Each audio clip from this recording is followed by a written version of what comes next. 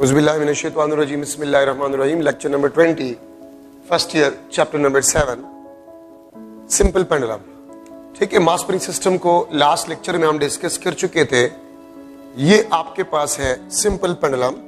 एक बात याद रखिए, सिंपल पेंडुलम के लेंथ को हम लेते हैं up to the centre of gravity of the bob. Up to the centre of gravity of the bob, ये आपके पास लेंथ है. ठीक है, ये आपके पास रेडियस ऑफ बॉब है, दिस इज RB, और ये आपके पास लेंथ ऑफ अ स्ट्रिंग है. यहां तक सस्पेंशन पॉइंट से लेकर, ठीक है, यहां तक आपके पास length of a string. Length of simple pendulum आपके पास जो है, ये स्ट्रिंग का length plus radius of the bob. ठीक है, तो इसका मतलब ये है कि हम सिंपल पेंडुलम का लेंथ लेते हैं up to the centre of gravity of the bob. Suspension point से लेकर सेंटर ऑफ ग्रेविटी तक हम ये लेंथ ऑफ सिंपल पेंडुलम को लेते हैं. ठीक है, अच्छा, अब अगर मैं सिंपल पेंडुलम लूं और उसको मैं स्मॉल एंगल से डिस्प्लेस करूं, अगर मैं इसको स्मॉल एंगल से डिस्प्लेस करूं, याद रखिए सिंपल पेंडुलम को अगर आप लार्ज थीटा से डिस्प्लेस करें तो सिंपल पेंडुलम का ऑसिलेशन सिंपल हार्मोनिक मोशन नहीं होता. अगर आप स्मॉल थीटा से रिप्लेस करें तो फिर आपके पास इसका जो मोशन होगा वो सिंपल हार्मोनिक मोशन होगा. स्मॉल थीटा के लिए, लार्ज थीटा के लिए सिंपल हार्मोनिक मोशन नहीं होगा. ठीक है, ये आपके पास weight, this is tension in a string, ये आपके पास टेंशन इन अ स्ट्रिंग है. तो वेट आपके पास है, it will be resolve into two components, this is WI and this is WX. अगर आप सिंपल पेंडुलम को डिस्प्लेस करें तो small angle theta, so weight will be resolve into two components, WX and WY. ठीक है, याद रखिए आपके पास tension in a string, this will be equal to WX और this will be equal to W cos theta. ठीक है, tension in a string या WX को बैलेंस करेगा. और अगर मैं आपसे पूछूं वो कौन सा पोजीशन है जिस पे टेंशन स्ट्रिंग में मैक्सिमम होता है, मीन पोजीशन पे टेंशन स्ट्रिंग में मैक्सिमम होता है और एक्सट्रीम पोजीशन पे टेंशन मिनिमम होता है.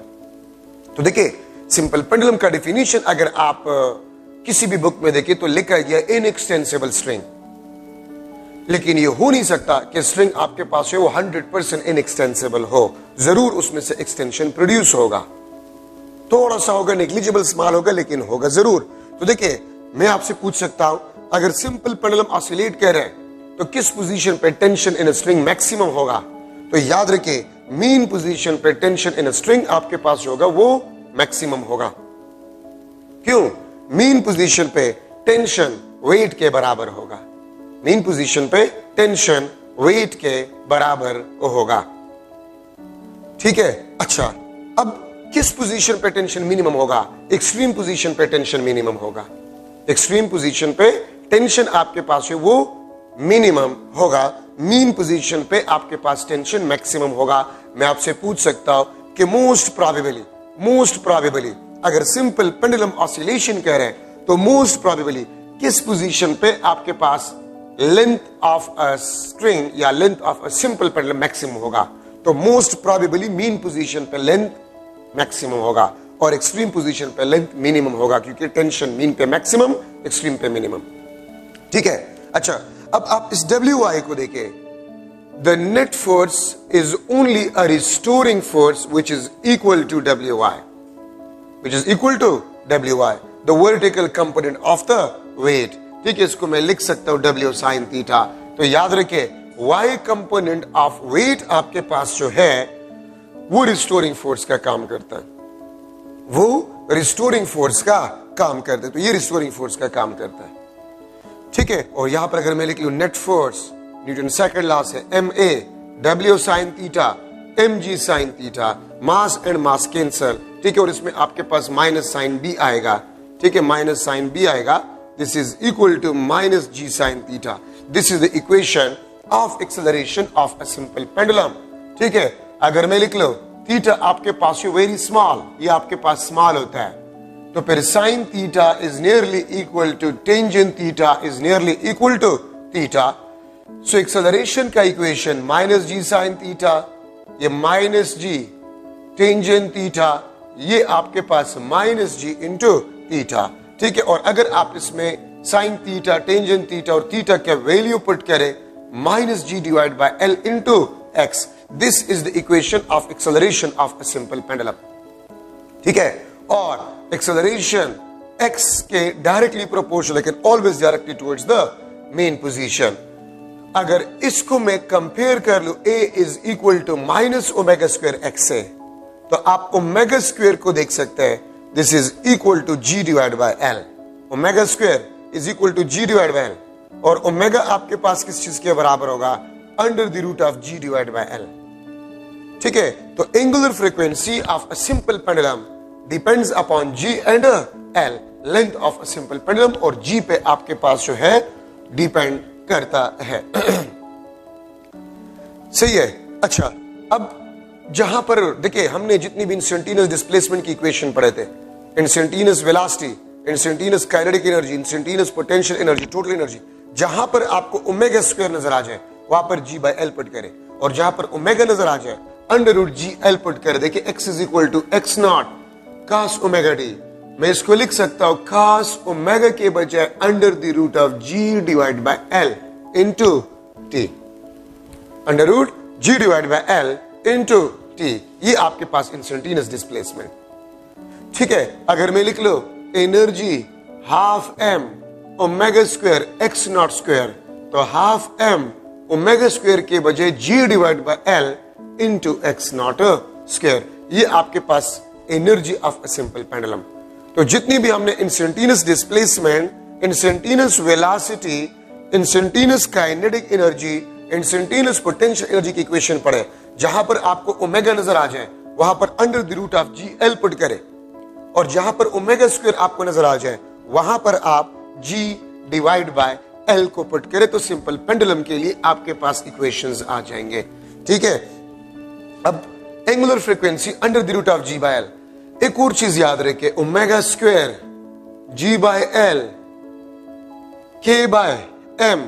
ठीक है, omega square G divide by L K divide by M G divide by X. ठीक है, इनका डायमेंशन आपके पास सेम होता है, दे हैव सेम डायमेंशन।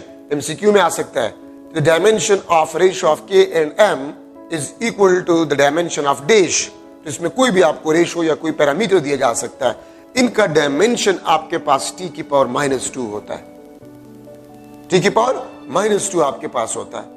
ठीक है, और याद रखिए ये डायमेंशन आपके पास अल्फा का भी है, एंगुलर एक्सेलरेशन का भी है। The dimension of angular acceleration omega square G by L K by M G by X, it is same dimension.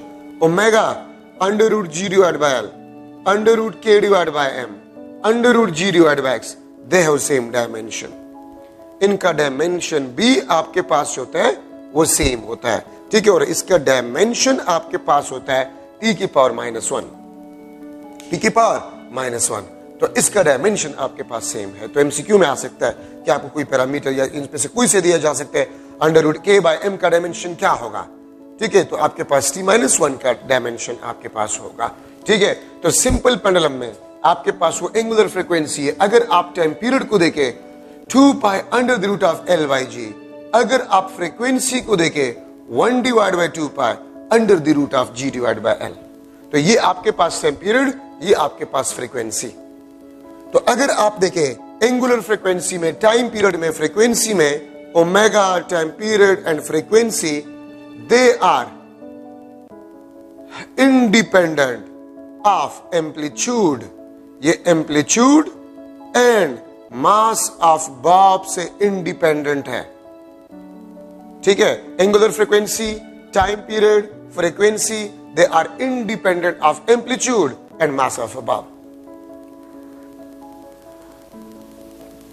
ठीक है, तो ये आपके पास इससे इंडिपेंडेंट है। तो मैं अगर सिंपल पेंडुलम के एम्पलीट्यूड को डबल कर जाऊं तो टाइम पीरियड, फ्रीक्वेंसी और एंगुलर फ्रीक्वेंसी में कोई फर्क नहीं आएगा, कोई फर्क नहीं आएगा। अगर मैं मास ऑफ अबॉब को डबल कर जाऊं by keeping the size same, double करो मास, ट्रिपल करो, लेकिन साइज सेम हो, तो आपके पास टाइम पीरियड, फ्रीक्वेंसी और एंगुलर फ्रीक्वेंसी पे कुछ भी फर्क नहीं पड़ेगा। ठीक है, तो टाइम पीरियड, फ्रीक्वेंसी और एंगुलर फ्रीक्वेंसी दो चीजों पे डिपेंड करता है। Gravitational acceleration and length of a simple pendulum. एक बात याद रखिए, जहां पर स्मॉल जी होते हैं मींस ग्रेविटेशनल एक्सेलरेशन, तो अगर लोकेशन स्पेसिफाइड हो तो फिर जी कांस्टेंट होगा। अगर मैं कह दूं time period of a simple pendulum in Peshawar depends upon dash, Peshawar, तो पेशावर में जी की वैल्यू कांस्टेंट, तो सिर्फ लेंथ पे डिपेंड करता है। लेकिन अगर मैं कह दूं the time period of a simple pendulum depends upon dash, मैंने लोकेशन स्पेसिफाई नहीं किया, तो फिर लेंथ और जी दोनों पे, क्योंकि मरी में जी का वैल्यू कम है पेशावर के मुकाबले में। ठीक है, मरी में जी का वैल्यू जो है वो कम है पेशावर के मुकाबले में, तो इसलिए आपके पास टाइम पीरियड पेशावर और मरी में डिफरेंट होगा। लेकिन अगर मैं कह दूं पेशावर में, तो फिर या मरी में, तो जी तो वैल्यू कांस्टेंट होता है, जो लोकेशन स्पेसिफाइड हो तो फिर जी कांस्टेंट होगा, सिर्फ लेंथ पे डिपेंड करेगा। लेकिन अगर जगह स्पेसिफाई ना हो तो फिर लेंथ और जी दोनों पे डिपेंड करेगा। अगर मैं आप लोगों से पूछ लूं कि एक क्लॉक है और उसका स्टैंडर्ड सिंपल पेंडुलम है, पेशावर में हम टाइम नोट कर रहे हैं, अगर उसी क्लॉक को हम मरी ले जाए तो क्या वो एक्यूरेट रीडिंग शो करेगा? ठीक है, वहां पर वो स्लो जो है टिक करेगा, फास्ट टिक करेगा, इस किस्म के ऑप्शन। तो देखिए जी का वैल्यू मरी में कम होता है तो टाइम पीरियड ज्यादा होगा, और टाइम पीरियड ज्यादा का मतलब होता है स्लो, टाइम पीरियड ज्यादा मीन स्लो, और फास्ट टाइम पीरियड कम। ठीक है, तो अगर आप वो क्लॉक जिससे आप पेशावर में टाइम मेजर कर रहे हैं, अगर उसको आप मरी ले जाए तो वहां पर वो एक्यूरेट टाइम शो नहीं करेगा। ठीक है, वहां पर वो स्लो टिक करेगा। ठीक है, तो आपके पास सिंपल पेंडुलम जो होगा वो स्लो हो जाएगा, क्योंकि जी का वैल्यू कम है, टाइम पीरियड ज्यादा, स्लो। और अगर मरी से आप पेशावर ले तो फास्ट। ठीक है, अगर एक सिंपल पेंडुलम को मैं माइन में ले जाऊं, माइन में, कान जिसको हम कहते हैं ना, ठीक है, अगर माइन में हम इसको ले जाए तो जी का वैल्यू कम होगा, टाइम पीरियड ज्यादा, तो वहां पर वो ज्यादा, टाइम पीरियड ज्यादा मीन स्लो हो जाएगा। ठीक है, टाइम पीरियड ज्यादा mean slow, time period come means fast. ठीक है, तो ये बात याद रखें। तो ये आपके पास टाइम पीरियड, ये फ्रीक्वेंसी। अगर एक बिल्डिंग है और उसका हाइट हमें नहीं पता, सिंपल पेंडुलम से मैं उसका हाइट मालूम करना चाहता हूं, तो आप बिल्कुल हाइट से आप सिंपल पेंडुलम को सस्पेंड करें, जमीन से थोड़ा सा ऊपर रखें, जमीन से थोड़ा सा ऊपर रखें, और उसको आप ऑसिलेट करें, स्टॉप वॉच के जरिए से आप टाइम मेजर करें। ठीक है, तो ये एल को फिर आप हाइट ऑफ बिल्डिंग से रिप्लेस करें, टाइम पीरियड स्टॉप वॉच से मेजर करें। इसी इक्वेशन से आप उस बिल्डिंग के हाइट को मालूम कर सकते हैं। और मैंने स्टार्ट में आपको बताया कि हम length of simple pendulum suspension point से लेकर सेंटर ऑफ ग्रेविटी तक लेते हैं। सस्पेंशन पॉइंट से लेकर सेंटर ऑफ ग्रेविटी तक हम लेंथ जो है वो लेंथ ऑफ सिंपल पेंडुलम लेते हैं। ठीक है, अब अगर मैं आपसे क्वेश्चन कर लूं जो कि आपके बुक में भी है कि लेट्स सपोज ये झूला है और इस झूले पे आप में से कोई बैठा है, आप में से कोई बैठे, तो आपका सेंटर ऑफ ग्रेविटी यहां पर होगा। आपका सेंटर ऑफ ग्रेविटी कहां पर होगा? यहां पर होगा। ठीक है, और ऑसिलेशन के दौरान, ऑसिलेशन के दौरान जो है आप इस पे खड़े हो जाएं, आप इस पे खड़े हो जाएं, तो आपका सेंटर ऑफ ग्रेविटी यहां पर होगा। आपका सेंटर ऑफ ग्रेविटी यहां पर होगा। ठीक है, तो आप झूले पे बैठे हुए आप ऑसिलेशन कर रहे हैं, आप झूले पे बैठे हुए आप ऑसिलेशन कर रहे हैं, और झूले पे आप बैठे हुए थे तो सेंटर ऑफ ग्रेविटी यहां पर था, लेंथ ज्यादा था, टाइम पीरियड ज्यादा, फ्रीक्वेंसी कम। और ऑसिलेशन के दौरान अगर आप झूले पे खड़े हो जाए तो सेंटर ऑफ ग्रेविटी आपके पास ऊपर, लेंथ डिक्रीज, तो length decrease, time period decrease, frequency increase. ठीक है, तो सेंटर ऑफ ग्रेविटी तक हम लेंथ को लेते हैं। एक दूसरा एग्जांपल, अगर आपके पास एक सिंपल पेंडुलम है और ये एक फ्लूइड से भरा हुआ है और इसमें यहां पर स्मॉल ओपनिंग किया गया है, और ऑसिलेशन के दौरान ये लीक कर रहा है, लीकिंग। सिंपल पेंडुलम बॉब जो है वो फ्लूइड से भरा हुआ है, फ्लूइड से भरा हुआ है। सिंपल पेंडुलम ऑसिलेशन कर रहा है और ये फ्लूइड आपके पास जो है ये लीक कर रहा है। तो अगर ये फ्लूइड आपके पास लीक कर रहा है, what will happen to the time period and frequency? तो अगर ये लीक कर रहा है तो याद रखिए सेंटर ऑफ ग्रेविटी नीचे जाएगा, सेंटर ऑफ ग्रेविटी आपके पास वो नीचे जाएगा। अगर ये आपके पास एक ग्लास है, ग्लास पानी से भरा हुआ है, ग्लास पानी से भरा हुआ है, तो सेंटर ऑफ ग्रेविटी यहां पर सेंटर पे होगा। लेकिन अगर हाफ फिल्ड हो, हाफ फिल्ड, तो फिर सेंटर ऑफ ग्रेविटी सेंटर से नीचे होगा। तो अगर ये लीक कर रहा है तो फ्लूइड का लेवल डिक्रीज होगा, सेंटर ऑफ ग्रेविटी नीचे जाएगा। अगर सेंटर ऑफ ग्रेविटी नीचे जाएगा, लेंथ इंक्रीज, तो टाइम पीरियड विल इंक्रीज। लेकिन जब एम्प्टी हो जाए तो सेंटर ऑफ ग्रेविटी फिर सेंटर पे चला जाएगा। तो फर्स्ट टाइम पीरियड इंक्रीज होगा, देन डिक्रीज, अगर एम्प्टी आपके पास हो जाए। ठीक है, तो ये आपके पास टाइम पीरियड, फ्रीक्वेंसी और एंगुलर फ्रीक्वेंसी में सिंपल पेंडुलम में आपके पास इंपॉर्टेंट पॉइंट। अगर मैं आपसे पूछूं कि मैं वुड बॉब को आयरन बॉब से रिप्लेस कर जाऊं of same size, wood bob को मैं आयरन बॉब से रिप्लेस कर जाऊं of same size, what will happen to the time period and frequency? तो अगर साइज सेम हो वुड और आयरन बॉब का, तो लेंथ भी सेम होगा, और अगर लेंथ सेम होगा तो टाइम पीरियड वुड और आयरन का सेम होगा, फ्रीक्वेंसी भी आपके पास क्या होगा, सेम होगा। बावजूद इसके कि आपके पास आयरन वुड का जो मास होता है वो आयरन से क्या होता है, कम होता है। ठीक है, ये याद रखिए। अगर वुड बॉब हो, अगर वुड बॉब को आप आयरन बॉब से रिप्लेस करें of same size, size same हो, तो टाइम पीरियड और फ्रीक्वेंसी में कुछ भी फर्क नहीं पड़ेगा, क्योंकि साइज सेम है तो लेंथ तो सेम है, और टाइम पीरियड और फ्रीक्वेंसी सिर्फ लेंथ पे डिपेंड करता है। लेकिन अगर मैं लिख लो इफ आयरन बॉब को मैं वुड बॉब से रिप्लेस करूं, आयरन बॉब को मैं वुड बॉब से रिप्लेस करूं, तो मास अगर सेम हो, रेडियस आयरन का वो वुड से कम होगा, क्योंकि वुड का डेंसिटी कम है, वुड हल्का होता है। तो वुड के ज्यादा बॉब, ज्यादा साइज वाले बॉब जो है, उसका मास आयरन के स्मॉल साइज वाले बॉब के मास के बराबर होगा। तो आप देख सकते हैं आयरन का जो लेंथ होगा वो वुड से कम होगा, टाइम पीरियड आपके पास जो होगा आयरन का, ठीक है, लेंथ आपके पास आयरन का कम, टाइम पीरियड कम होगा वुड के मुकाबले में, और frequency of iron Bob will be greater than frequency of a would. अगर वुड और आयरन के मासेस सेम हो, अगर वुड और आयरन के मासेस सेम, उनके साइज कभी भी सेम नहीं हो सकते, और अगर साइज सेम नहीं हो सकते तो लेंथ सेम नहीं होंगे, टाइम पीरियड सेम नहीं होंगे, फ्रीक्वेंसी सेम नहीं होंगे।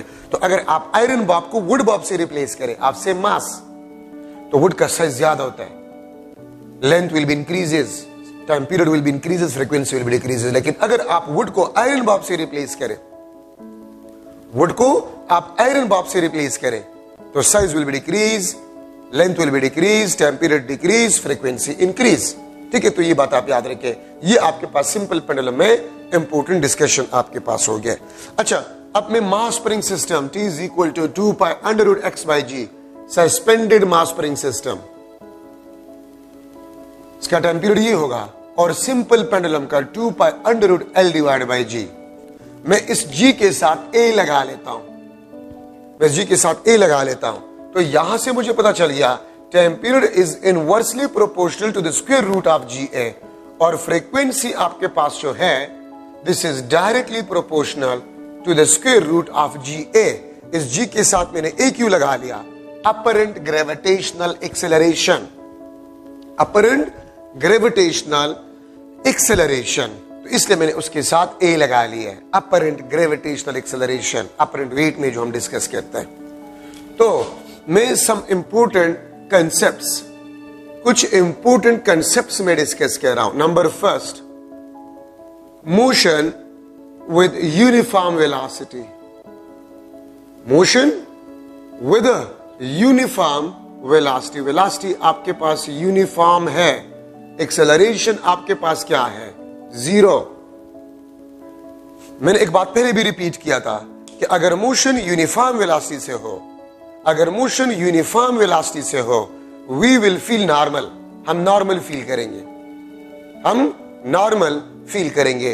तो अगर कार है, बस है, ट्रेन है, एलिवेटर है, एरोप्लेन है, वो यूनिफॉर्म वेलोसिटी से जा रहा है, तो उसमें हम भी नॉर्मल फील करेंगे, सिंपल पेंडुलम और मास स्प्रिंग सिस्टम भी नॉर्मल फील करेगा। ठीक है, तो याद रखिए टाइम पीरियड में भी आपके पास नो चेंज, और फ्रीक्वेंसी में भी आपके पास नो चेंज। ठीक है, कार है, एलिवेटर है, बस है, उसके सीलिंग के साथ हमने मास स्प्रिंग सिस्टम या सिंपल पेंडुलम सस्पेंड किया है। ठीक है, और वो यूनिफॉर्म वेलोसिटी से जा रहा है, तो सिंपल पेंडुलम या मास स्प्रिंग सिस्टम के ना तो टाइम पीरियड में चेंज आएगा ना फ्रीक्वेंसी में चेंज आएगा। ठीक है, सेकंड आपके पास जो है for horizontal, for horizontal motion, for horizontal motion मतलब कार का मोशन, बस का मोशन, ट्रेन का मोशन, ये हॉरिजॉन्टल मोशन कहलाता है। ये क्या कहलाते हैं? हॉरिजॉन्टल मोशन कहलाते हैं, कार, ट्रेन एटसेट्रा। ठीक है। इफ एक्सेलरेशन इज यूनिफॉर्म, अगर एक्सेलरेशन आपके पास यूनिफॉर्म हो and acceleration is not equal to zero, acceleration आपके पास जीरो ना हो तो फिर हम नॉर्मल फील नहीं करेंगे। तो अगर हम नॉर्मल फील नहीं करेंगे तो सिंपल पेंडुलम और मास स्प्रिंग सिस्टम भी नॉर्मल नहीं फील करेगा। तो फिर क्या होगा? इसके बाकायदा इक्वेशंस है, लेकिन मैं आपको इक्वेशंस लिखकर कंफ्यूज नहीं करना चाहता। आपके कोर्स में नहीं है तो सिर्फ कंसेप्ट आ सकता है, फार्मूले नहीं। फार्मूले को गोली मारे, सिर्फ इतने याद रखे, एक्सेलरेटेड मोशन है तो ये G प्लस ए आपके पास होगा, और GA आपके पास होगा वो G से ज्यादा होगा। तो अगर GA ज्यादा increase, time period decrease, time period आपके पास जो है इट विल बी डिक्रीजेस, और फ्रीक्वेंसी आपके पास जो है इट विल इंक्रीजेस। ट्रेन है, उसके सीलिंग के साथ मास स्प्रिंग सिस्टम अटैच है, ट्रेन यूनिफॉर्म एक्सेलरेशन से मोशन कर रहा है। What will happen to the time period and frequency of a simple pendulum? तो टाइम पीरियड डिक्रीज हो जाएगा। टाइम पीरियड डिक्रीज मींस कम टाइम, इट मींस फास्ट हो जाएगा ऑसिलेशन। बाकी फार्मूला है लेकिन मैं नहीं लिखना चाहता, जरूरत नहीं है। Third, elevator moving upward, elevator moving upward with uniform acceleration. ठीक है, uniform acceleration, acceleration is not equal to zero, upward direction में आपके पास मोशन है। तो अगर आपको याद हो GA is equal to G plus A, और फिर आपके पास वही situation GA greater than G, तो टाइम पीरियड आपके पास जो होगा वो डिक्रीज होगा और फ्रीक्वेंसी आपके पास वो इंक्रीज होगा। Time period will be decrease, frequency आपके पास होगा इट विल बी इंक्रीजेस। 4 आपके पास जो है elevator moving downward with uniform acceleration. Acceleration आपके पास uniform means acceleration is not equal to zero, GA G minus A, GA आपके पास होगा it will be equal to G minus A. तो GA आपके पास जो होगा वो G से क्या होगा? कम होगा। GA आपके पास वो G से कम होगा। अगर GA G से कम होगा तो टाइम पीरियड GA डिक्रीज, तो time period increase mean slow हो जाएगा, और फ्रीक्वेंसी आपके पास जो है इट विल बी डिक्रीज। एक एलिवेटर है, उसके सीलिंग के साथ मास स्प्रिंग सिस्टम या सिंपल पेंडुलम हमने सस्पेंड किया है। एलिवेटर डाउनवर्ड एक्सेलरेटेड मोशन कर रहा है, तो what will happen to the time period और frequency of a simple pendulum या मास स्प्रिंग सिस्टम?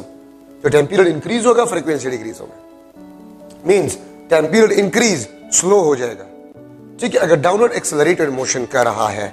ठीक है, अच्छा मैं लिख रहा हूं 5th number case, free falling motion. अगर मैं सिंपल पेंडुलम को या मास स्प्रिंग सिस्टम को, सिंपल पेंडुलम को या मास स्प्रिंग सिस्टम को मैं सैटेलाइट के छत के साथ सस्पेंड कर, तो what will happen to the time period frequency? Free falling motion में आपके पास A is equal to G, A is equal to G, और GA आपके पास जो होते इट इज इक्वल टू 0। तो आपने पढ़ा है T is inversely proportional square root of GA, तो GA 0, टाइम पीरियड आपके पास इनफाइनाइट हो जाएगा और फ्रीक्वेंसी आपके पास क्या हो जाएगा? 0। और टाइम पीरियड इनफाइनाइट, फ्रीक्वेंसी 0 का मतलब ये होता है ऑसिलेशन स्टॉप। ऑसिलेशन आपके पास जो है ये स्टॉप हो जाएगा, ऑसिलेशन विल स्टॉप। ये देखिए ना, ये आपके पास लेट्स सपोज सिंपल पेंडुलम है, रेस्ट में है, इसका फ्रीक्वेंसी 0 है, no oscillation means no frequency. Frequency 0 तो time period infinite, because the reciprocal of frequency is time period, it means no oscillation. मैं इस तरह भी कह सकता हूं, एलिवेटर डाउनवर्ड मोशन कर रहा था और डाउनवर्ड मोशन के दौरान रस्सी टूट गई, तो अगर रस्सी टूट गई तो एलिवेटर फ्री फॉल मोशन करेगा, और अगर एलिवेटर फ्री फॉल मोशन करेगा तो अगर सीलिंग के साथ सिंपल पेंडुलम अटैच हो या मास स्प्रिंग सिस्टम अटैच हो, ठीक है, तो वो क्या करेगा, वो ऑसिलेशन स्टॉप करेगा, टाइम पीरियड इनफाइनाइट, फ्रीक्वेंसी आपके पास है वो जीरो हो जाएगा। अगर मैं लिख लो 6 number point, at centre of earth, at centre of earth, centre of earth पे जी का वैल्यू जीरो, तो वही सिचुएशन, टाइम पीरियड आपके पास infinite, frequency will be equal to zero, और इसका मतलब आपके पास जो है ऑसिलेशन विल स्टॉप, ऑसिलेशन आपके पास जो है वो स्टॉप हो जाएगा। सेंटर ऑफ अर्थ पे भी सिंपल पेंडुलम ऑसिलेशन स्टॉप कर जाएगा।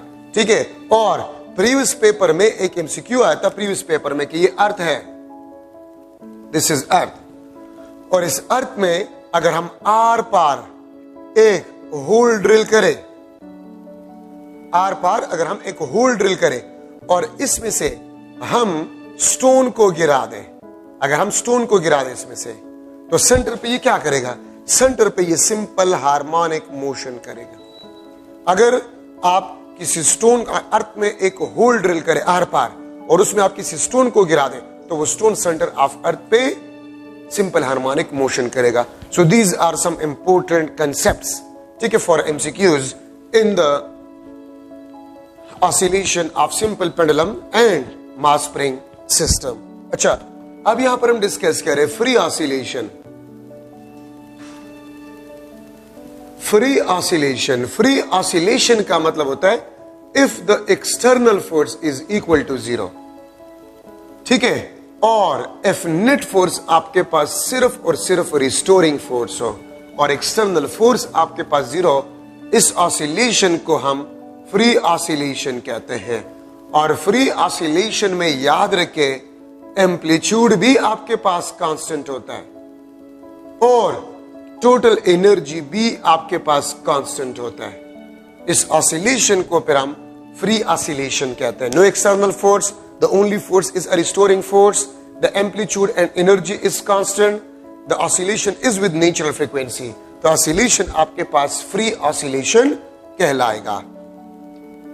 forced oscillation, forced oscillation नाम से ही जाहिर है, if net is equal to the vector sum of restoring force and external force, इसमें आपके पास external force not equal to zero, तो फिर ऑसिलेशन को हम फोर्स्ड ऑसिलेशन कहते हैं। ऑसिलेशन को फिर हम क्या कहते हैं, फोर्स्ड ऑसिलेशन कहते हैं। ठीक है, और फोर्स्ड ऑसिलेशन में ये याद रखिए एम्पलीट्यूड आपके पास जो है वो इंक्रीज भी हो सकता है, एम्पलीट्यूड डिक्रीज भी हो सकता है, फ्रीक्वेंसी नेचुरल भी हो सकता है या नेचुरल नहीं भी हो सकता। ठीक है, तो ये आपके पास external force is not equal to zero, तो इसको हम कहते हैं फोर्स्ड ऑसिलेशन, इसको हम फोर्स्ड ऑसिलेशन कहते हैं। अगर एक्सटर्नल फोर्स, और external force means drag force, fractional force, ठीक है, ये बेसिकली आपके पास एक्सटर्नल फोर्सेस कहलाते हैं। ठीक है, डैम्प्ड ऑसिलेशन, डैम्प्ड ऑसिलेशन या डैम्पिंग ऑसिलेशन, अगर आपके पास एम्पलीट्यूड डिक्रीज ग्रेजुअली, तो इसको हम डैम्प्ड ऑसिलेशन कहते हैं। यहां पर आपके पास एनर्जी और एम्पलीट्यूड आपके पास जो है डिक्रीजेज ग्रेजुअली, ग्रेजुअली आपके पास एम्पलीट्यूड और एनर्जी जो है वो डिक्रीज होते हैं, तो इसको हम डैम्प्ड ऑसिलेशन कहते हैं। और जो फोर्सेस होते हैं उसको हम डैम्प्ड फोर्सेस कहते हैं। और याद रखिए फ्रीक्वेंसी आपके पास जो होता है वो नेचुरल फ्रीक्वेंसी होता है। ठीक है, अगर आप एक सिंपल पेंडुलम को ऑसिलेट करें एयर में, तो उसके एम्पलीट्यूड डिक्रीज और लास्ट में रेस्ट में आ जाएगा। और याद रखिए रियल ऑसिलेशन जितनी भी है वो डैम्प्ड ऑसिलेशन है, and damped oscillation is a force oscillation. Natural frequency से ऑसिलेशन करेगा, एम्पलीट्यूड डिक्रीज होगा, एनर्जी डिक्रीज होगा ग्रेजुअली। ठीक है, हाँ, कुछ जगहों पर अगर आप हेवी मशीनरी में देखें या कार्स वगैरह में देखें, उसमें डैम्पिंग ऑसिलेशन प्रोड्यूस किया जाता है। शॉक एब्जॉर्बर्स का नाम आपने सुना होगा। तो शॉक एब्जॉर्बर्स क्या होता है, सिलेंडर, उसमें से फ्यूल होता है, ऑयल होता है, उसमें स्प्रिंग लगा होता है और पिस्टन लगा होता है। तो अगर गाड़ी रफ रोड पे जाता है, अप एंड डाउन मूवमेंट के बेस पे जो गाड़ी ऑसिलेशन करता है, वो डैम्प्ड ऑसिलेशन की वजह से वो एम्पलीट्यूड ग्रेजुअली डिक्रीज, तो आप शॉक ऑब्जर्व नहीं करते, शॉक एब्जॉर्ब करता है ये, इसलिए डैम्प्ड ऑसिलेशन उसमें करवाया जाता है। फ्रीक्वेंसी नेचुरल फ्रीक्वेंसी आपके पास होता है। रेजोनेंस, रेजोनेंस आपके पास क्या होता है? The oscillation of oscillator with a large amplitude when frequency of external driving force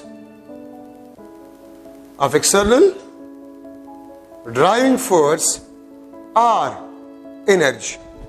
ठीक है, oscillation of oscillator with large amplitude when frequency of external driving force or energy becomes equal to the natural frequency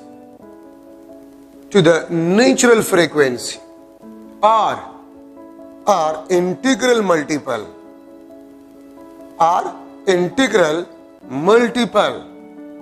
of natural frequency.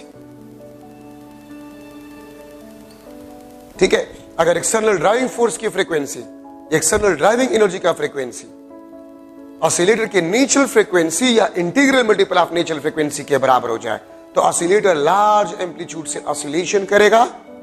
ठीक है, इस phenomena को basically हम क्या कहते हैं? रेजोनेंस कहते हैं। इस फिनोमेना को हम रेजोनेंस कहते हैं। ठीक है, रेजोनेंस के एप्लीकेशन आपकी जितनी भी communication, mobile, radio, television communication, सारे इलेक्ट्रिकल रेजोनेंस के बेस पे होता है। माइक्रोवेव ओवन में रेजोनेंस के बेस पे फूड जो है वो गर्म होता है।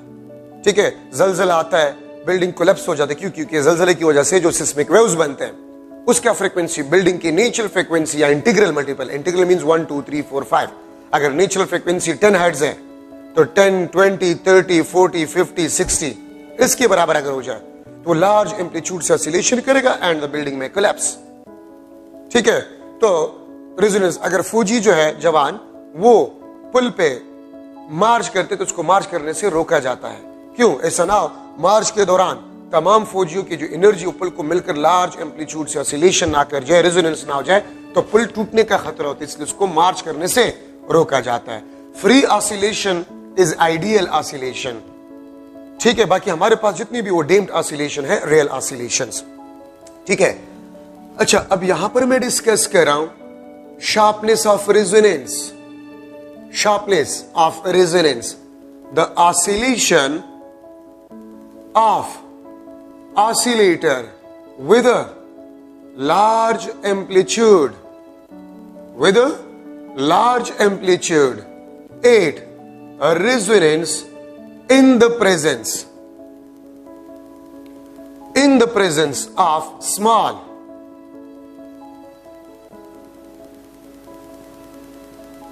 Damping forces. ठीक है, शार्पनेस ऑफ रेजोनेंस का मतलब क्या होता है? The oscillation of oscillator with large amplitude at resonance in the presence of small damping forces known as sharpness of resonance को हम शार्पनेस ऑफ रेजोनेंस कहते हैं। ठीक है, अच्छा अब इसी शार्पनेस को मैं आपको डायग्राम के जरिए से समझा रहा हूं। ये लेट सपोज आपके पास जो है ग्राफ है रेजोनेंस कंडीशन ऑफ ऑसिलेटर का। ठीक है, ये आपके पास एक, ये आपके पास दूसरा, ये आपके पास तीसरा। मैं इस रेड के साथ लिख लेता हूं वाटर, ब्लू के साथ में लिख लेता हूं एयर, ब्लैक के साथ में लिख लेता हूं वैक्यूम। अगर ये आपके पास मास स्प्रिंग सिस्टम हो, अगर ये आपके पास मास स्प्रिंग सिस्टम हो और इसको मैं वाटर में रेजोनेट कर रहा हूं, ये आपके पास वाटर है।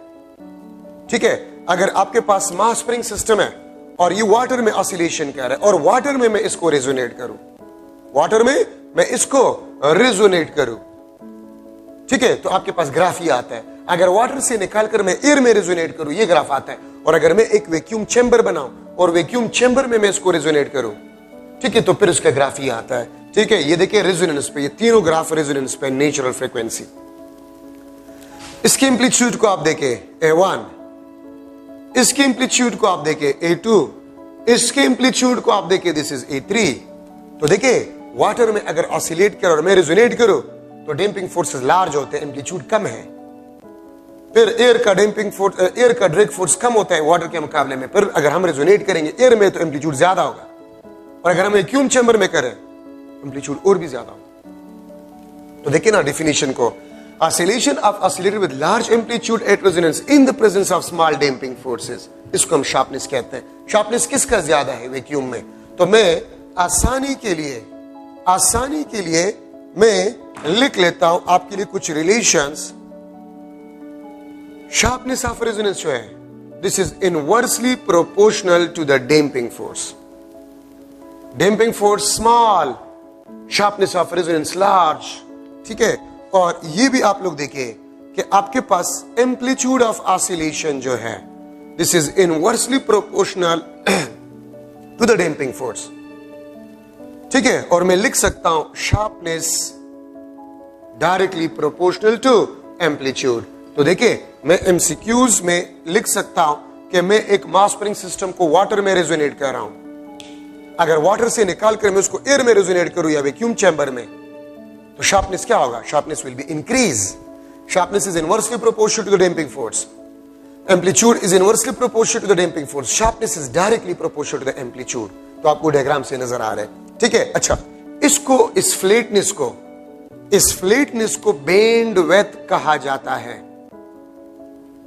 आप ये देखिए, ये आपके पास फ्लैटनेस, इस फ्लैटनेस को बेंड विड्थ कहा जाता है। इस फ्लैटनेस को आप लोग देखें, ये बेंड विड्थ कहा जाता है। तो मैं लिख सकता हूं, देखिए शार्पनेस ज्यादा है तो बेंड विड्थ कम है, तो sharpness is inversely proportional to the bandwidth. या मैं लिख सकता हूं बेंड विड्थ आपके पास है, this is inversely proportional to the damping force. Damping force आपके पास, sorry, directly proportional to the damping force. Damping force ज्यादा है, बेंड विड्थ ज्यादा है, कम है कम, ठीक है। तो bandwidth is directly proportional to the damping forces. तो ये आपको बहुत कुछ बता रही है रिलेशन जो मैंने लिख ली है, ठीक है। तो इससे आप आसानी से एमसीक्यूज को हैंडल कर सकते हैं। मैं वाटर में एक बॉडी को रेजोनेट कर रहा हूं, ठीक है। तो वाटर में मैं रेजोनेट कर रहा हूं, फिर वाटर से निकालकर मैं वैक्यूम में रेजोनेट कर रहा हूं, तो शार्पनेस इंक्रीज, एम्पलीट्यूड क्या होगा, ये रिलेशन मैंने लिख लिया है। आपका चैप्टर जो है वो खत्म हो गया। अब इसमें कुछ थोड़ा सा जनरल डिस्कशन है, फेज डिफरेंस और इसके बारे में, ठीक है। आप देखिए, अगर मैं दो ऑसिलेटर, फर्स्ट ऑफ ऑल तो मैं वेव फॉर्म को अगर लिख लूं, wave form of simple harmonic oscillator, तो graphical representation between displacement and time, इसको हम वेव फॉर्म कहते हैं। x is equal to x not cos theta, v is equal to v not sin theta. Displacement में cos theta है, velocity में sin theta है, और sin थीटा और cos थीटा के दरमियान 90 डिग्री फेज डिफरेंस होता है। अगर मैं इसके वेव फॉर्म को ड्रा करूं, तो cos थीटा 0 पुट करे तो cos 0 आपको 1 देता है। ये cos कर्व है, cos कर्व, ये 1 मैक्सिमम से शुरू होगा, ठीक है। ये आपके पास 0 से शुरू होगा, तो ये sin 0 0, sin 0 0 से शुरू हो रहा है। और cos थीटा को आप देखिए, cos 0 1 मैक्सिमम से, तो ये cos कर्व है, ये sin, और ये आपके पास डिस्प्लेसमेंट, ये आपके पास वेलोसिटी। और यहां से मुझे पता चल रहा है कि इसके दरमियान फेज डिफरेंस जो होगा, it will be equal to 90 degree. अगर मैं दो वेवफॉर्म को इस तरह बना लूं, एक वेवफॉर्म यहां से, दूसरा आपके पास यहां से, तो इसके दरमियान फेज डिफरेंस आपके पास क्या है, 180 डिग्री आपके पास है। अब अगर मैं मुख्तलिफ पैरामीटर्स के फेज डिफरेंस, या इस तरह मैं अगर लिख लूं, x is equal to x not cos theta, x is equal to x not cos theta plus delta phi, इसको हम कहते हैं this is a phase difference. और ये इक्वेशन आपके पास जो है, ये इक्वेशन ये हम इस्तेमाल करेंगे लीडिंग वाले ऑसिलेटर के लिए, और ये हम लेगिंग ऑसिलेटर।